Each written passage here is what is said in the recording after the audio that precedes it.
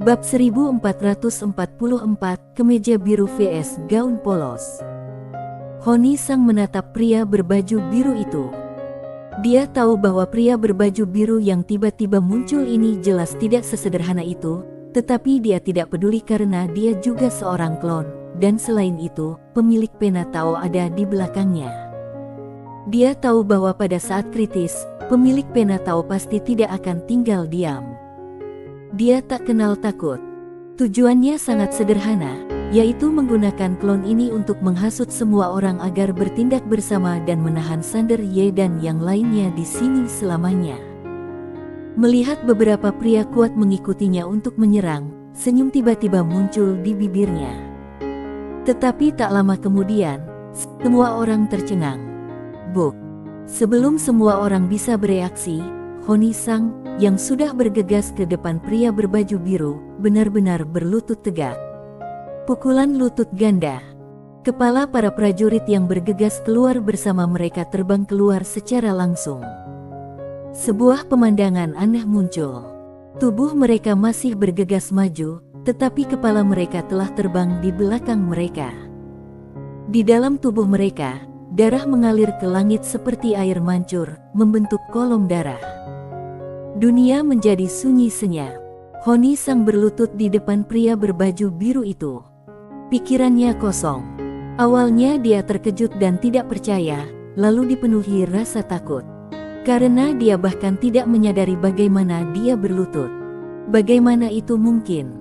Orang-orang kuat di sekitar yang tidak mengambil tindakan semuanya berdiri di sana dalam keadaan terkejut. Pria berbaju biru itu menunduk menatap Honi Sang di depannya, tetapi Honi Sang menatapnya tanpa rasa takut saat ini, karena dia tahu bahwa pemilik pena Tao di sebelahnya pasti tidak akan tinggal diam dan melihatnya mati. Terlebih lagi, tubuhnya ini juga merupakan klon, jadi tidak masalah meskipun dihancurkan. Pria berbaju biru itu melihat niat wanita itu. Tiba-tiba dia menunjuk ke langit dan menarik tangan kanannya ke bawah. Krak! Tiba-tiba, ruang di langit retak, dan pada saat berikutnya, sesosok tubuh ditarik turun dari retakan, jatuh lurus ke bawah, dan akhirnya mendarat dengan keras di depannya. Orang yang jatuh adalah tubuh asli Honi Sang. Tubuh asli Honi Sang ditarik paksa dari suatu tempat. Setelah wujud aslinya muncul, Honi Sang benar-benar terpana. Karena tubuh aslinya setidaknya berjarak triliunan tahun bintang dari tempat ini, dan berada di tempat khusus. Ada segel penghalang jalan khusus di tempat itu. Bahkan yang kuat di atas wilayah penguasa wilayah tidak dapat melakukan apapun terhadap segel penghalang jalan itu. Tetapi, pada saat ini, pria di depannya benar-benar mengabaikan segel penghalang dan menyeretnya dari tempat itu. Pada saat ini, dia benar-benar ketakutan. Karena dia benar-benar menyadari kesenjangan antara dirinya dan pria berbaju biru di depannya. Pria berbaju biru di depannya memiliki kemampuan untuk membunuhnya. Honi Sang segera menoleh untuk melihat pemilik pena Tao di kejauhan. Ini adalah harapan terakhirnya. Melihat tatapan Honi Sang, lelaki berbaju biru itu menunjukkan rasa jijik di sudut mulutnya. Pemilik pena Tao, aku sangat takut. Honi Sang. Pemilik pena Tao tampak sedikit tidak senang. Yovan Yang, ini pertaruhan, kamu. Berlututlah. Lelaki berbaju biru itu melirik pemilik pena Tao. Sebelum pemilik pena Tao sempat mengatakan sesuatu, sebilah pedang telah diletakkan di lehernya. Pedang ini memaksa pemilik pena Tao untuk berlutut. Buki. Pemilik pena Tao berlutut sebagai jawaban. Setiap orang. Sang pemilik pena Tao menjadi murka. Aku tahu cara berlutut, mengapa kamu perlu memaksaku? Setiap orang. Dia menyerah. Pria berbaju biru itu menatap sang pemilik pena Tao. Pemilik pena Tao, aku jarang sekali ikut campur dalam urusan antara kamu dan cucuku. Sedangkan kamu dan aku, kita relatif bersahabat. Tetapi hari ini aku menyadari bahwa aku telah memberimu terlalu banyak muka. Begitu kata-kata itu terucap, tekanan darah yang mengerikan langsung menyelimuti semua orang di dunia. Kecuali Sander Ye, Yinia dan wanita bergaun polos, semua orang di lapangan terpaksa berlutut karena tekanan tersebut. Semua orang menatap pria berbaju biru itu dengan putus asa. Pada saat ini, selain rasa takut, ada juga keputusasaan di mata mereka.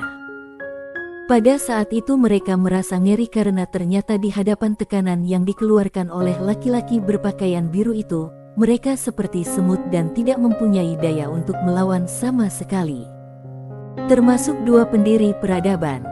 Mereka benar-benar meragukan nilai kehidupan. Tahukah kamu, mereka telah mencapai puncak alam semesta yang bisa diamati.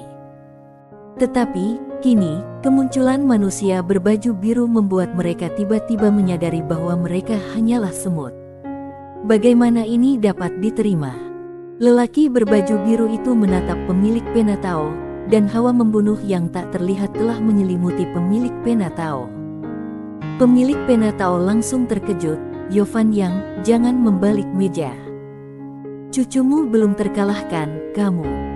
Faktanya, dibandingkan dengan wanita bergaun polos, dia lebih takut pada Yovan yang gila. Wanita bergaun polos sebenarnya cukup masuk akal. Ketika Yovan yang gila ini menjadi gila, dia benar-benar akan membalikkan keadaan. Tak seorang pun yang bisa bermain. Lelaki berpakaian biru itu menatap pemilik pena Tao dan tidak berkata apa-apa. Pemilik pena Tao benar-benar panik. Orang ini benar-benar akan membalikkan meja. Tetapi pada saat ini, pria berbaju biru itu tiba-tiba menoleh untuk melihat Sander Ye yang tidak jauh darinya. Tidak tahu apa yang dikatakan Sander Ye kepadanya, tetapi dia tertawa. "Baiklah, kakek benar tentangmu, kamu layak menjadi cucuku, haha." Setelah berkata demikian, dia tiba-tiba menatap pemilik pena Tao. "Bagiku, membunuhmu benar-benar seperti menindas yang lemah, yang tidak sesuai dengan statusku." Pemilik pena Tao mengernyitkan mulutnya sedikit. "Siapa identitasmu? Semua orang tahu bahwa kamu dulunya adalah murid rendahan."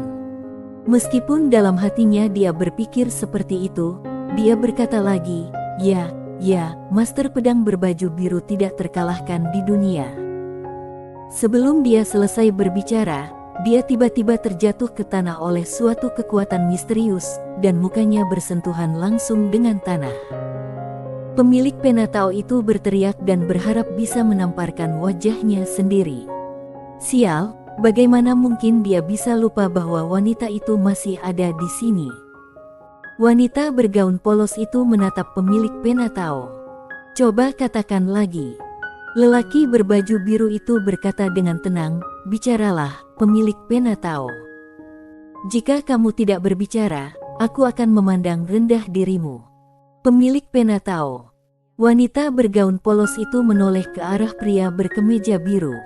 Pria berkemeja biru itu tentu saja tidak takut. Dia tersenyum dan berkata, "Destri, orang lain mungkin takut padamu, tapi aku tidak." Destri di bergaun polos berkata dengan tenang, "Sekarang aku punya kakak laki-laki, aku benar-benar percaya diri." Senyum di wajah pria berbaju biru itu tiba-tiba menghilang, dan niat membunuh menyebar dari surga ke bumi.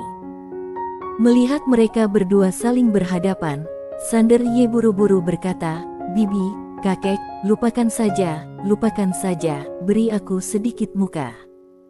Keduanya menatap Sander Ye tanpa berkata apa-apa. Sander Ye ragu sejenak, lalu berkata, "Berikan aku dan ayahku sedikit muka." Lelaki berbaju biru itu tersenyum dan berkata, "Baiklah, aku akan memberikan kalian berdua muka." Saat dia berbicara, dia tiba-tiba berbalik dan menatap Honi Sang. Pada saat ini, Honi Sang memiliki ekspresi kosong di wajahnya. Dia mengangkat tangannya dan menamparnya. Blok! Dengan suara tamparan keras, seluruh wajah Honi Sang ditampar hingga hancur. Setiap orang. Pria berbaju biru itu menunduk menatapnya dan berkata, "Kamu wanita yang sangat bermulut jahat. Kamu benar-benar pantas dipukuli. Berlututlah di sini sampai nyawamu habis." Setelah mengatakan itu, dia melihat ke arah dua orang penguasa peradaban yang berdiri di belakang pemilik pena Tao tidak jauh dari sana. Ketika mereka melihat pria berbaju biru itu datang ke arah mereka, wajah mereka tiba-tiba berubah, dan sesaat kemudian, kepala mereka terlempar keluar. Langsung dibunuh. Pria berbaju biru itu menatap pemilik pena Tao lagi, "Hari ini aku akan mengampuni nyawamu. Jika cucuku menyerah lain kali dan kamu membunuhnya, aku akan membunuh semua orang yang berhubungan denganmu." Sambil berkata demikian, dia menoleh dan melirik Gujina Sui yang sedang duduk di takhta dewa di kejauhan. Gujina Sui tampak tenang, dan di lapangan, selain Sander Yinia bertiga, dialah satu-satunya yang tidak berlutut. Lelaki berbaju biru itu tiba-tiba tertawa dan berkata, "Cucu, kakek pergi." Setelah berkata demikian, dia berubah menjadi seberkas cahaya pedang dan menghilang di ujung langit. Tidak jauh dari situ, wanita yang bergaun polos itu juga menoleh untuk melihat Gujina Sui. Tanpa berkata apa-apa, dia membawa Sander dan Yinia dan berjalan menjauh. Tidak lama kemudian, mereka bertiga benar-benar menghilang dari pandangan semua orang. Pada saat ini, mereka yang berlutut di lapangan perlahan berdiri, tetapi wajah mereka masih penuh ketakutan. Pemilik pena Tao itu melirik ke kedalaman langit berbintang. Setelah beberapa saat, dia menarik kembali tatapannya dan menoleh untuk melihat Honi Sang. Melihat Honi Sang di depannya, wajahnya sangat jelek. "Sudah kubilang jangan bertindak sendiri, tapi kamu tidak mendengarkan." Saat dia berbicara, dia tiba-tiba menyadari sesuatu dan membeku di tempatnya. Honi Sang berlutut dengan wajah tanpa ekspresi. Sang pemilik pena Tao tiba-tiba menoleh dan menatap Gujina Sui di aula dewa penguasa bersama yang jauh. Menatap Gujina Sui yang sedang duduk di singgasana dewa. "Bagus, sangat bagus. Aku bertanya-tanya mengapa wanita ini tiba-tiba mulai menggigit seperti orang gila. Ternyata dia milikmu. Gujina Sui, kalian berdua benar-benar berakting dengan baik." "Apakah Honi Sang dari pihak Gujina Sui?"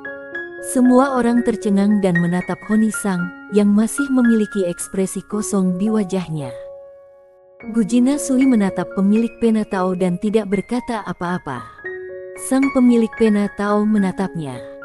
"Kamu tidak ingin menjadi bidak catur, kamu ingin menjadi pemain catur. Konyol, apakah kamu pikir kamu punya kemampuan untuk melakukan itu?" Gujina Sui masih tidak mengatakan apa-apa, dia hanya berdiri perlahan dan merentangkan tangannya. Bang! Tiba-tiba seluruh alam semesta diguncang oleh suara gemuruh yang memekakkan telinga. Seluruh planet tanah kuno perlahan naik ke langit. Pada saat yang sama, aula dewa penguasa juga perlahan naik ke langit. Dia ingin naik bersama semua orang di tanah kuno. Pada saat ini, semua orang benar-benar terkejut. Mereka tidak menyangka bahwa kekuatan Gujina Sui begitu mengerikan. Pemilik pena Tao tidak terkejut. Dia menatap Gujina Sui dan berkata, "Aku tahu kekuatanmu tidak lebih lemah dari cinta Pei, tetapi apakah kamu benar-benar berpikir kamu memiliki kemampuan untuk bersaing denganku?" Gujina Sui tidak mengatakan apa-apa. Dia hanya mengabaikan pemilik pena Tao. Dia terus mengerahkan kekuatannya. Lalu tanah kuno dan aula dewa penguasa terus bangkit perlahan. Mata pemilik pena Tao berangsur-angsur menjadi dingin. Betapa konyolnya. Apakah kamu pikir kamu dapat menembus belenggu peradaban dengan kekuatanmu dan membawa tanah kuno dan dirimu ke alam semesta utama? Master alam semesta dari peradaban leluhur jauh lebih kuat darimu, tetapi dia tetap gagal pada akhirnya. Kamu. Setelah mengatakan ini, dia berhenti sejenak. Sebab Gujina Sui tak memperhatikannya. Pemilik pena Tao benar-benar marah kali ini. Dia perlahan mengepalkan tangan kanannya, dan aura mengerikan menyebar dari langit dan bumi. Hanya menghirup udara saja sudah cukup untuk melumpuhkan semua pria kuat di dunia. Termasuk aura mengerikan yang terpancar dari Gujina Sui. Semua orang terkejut. Sang pemilik pena Tao menatap Gujina Sui dan berkata dengan nada sarkastis, "Kamu ingin menjadi pemain catur? Apakah kamu pikir kamu memiliki kemampuan untuk melakukan itu?" Gujina Sui menatap pemilik pena Tao dan berkata, "Alasan mengapa kamu menginginkan tahta ini adalah karena ada satu jilid sutra mendobrak tembok di dalamnya, kan?" Pemilik pena Tao terkejut. "Bagaimana kamu tahu? Siapa dirimu?"